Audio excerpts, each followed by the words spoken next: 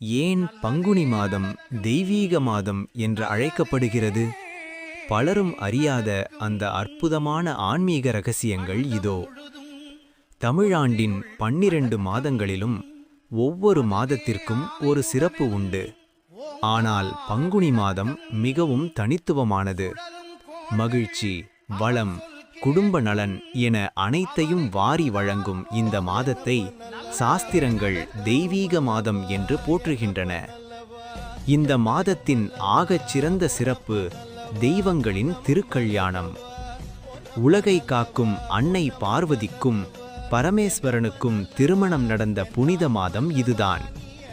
தேவர்களின் திருமகளான தெய்வானையை முருகப்பெருமான் கரம் பிடித்ததும், தர்மத்தின் அடையாளமான ஸ்ரீ ராமபிரான் சீதாதேவியை மணந்ததும் இதே பங்குனியில்தான். இப்படி தெய்வீக சக்திகள் ஒன்றிணைந்த மாதம் என்பதால் இங்கு செய்யப்படும் வழிபாடுகளுக்கு பலன் அதிகம். பங்குனியின் தொடக்கமே ஒரு பெண்ணின் உறுதியை பறைசாற்றுகிறது.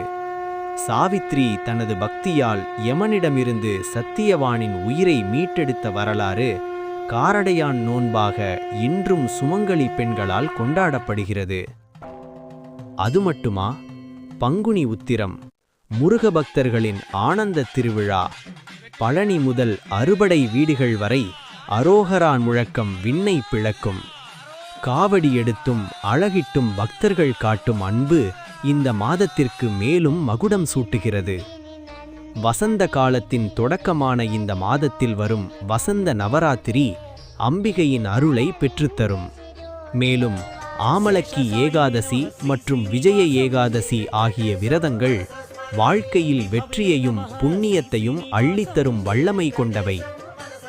காரைக்கால் அம்மையார் குருபூஜை முதல் சாஸ்தா வழிபாடு வரை பங்குனி முழுவதும் ஆன்மீக திருவிழாதான். இவ்வளவு சிறப்புகள் கொண்ட இந்த மாதத்தில் இறைவனை தொழுவோம். நம் வாழ்விலும் இந்த வசந்த கால பங்குனி போலவே மகிழ்ச்சியும் வளமும் மலரட்டும். இறைவனை நினைப்போம், இன்புற்று வாழ்வோம்.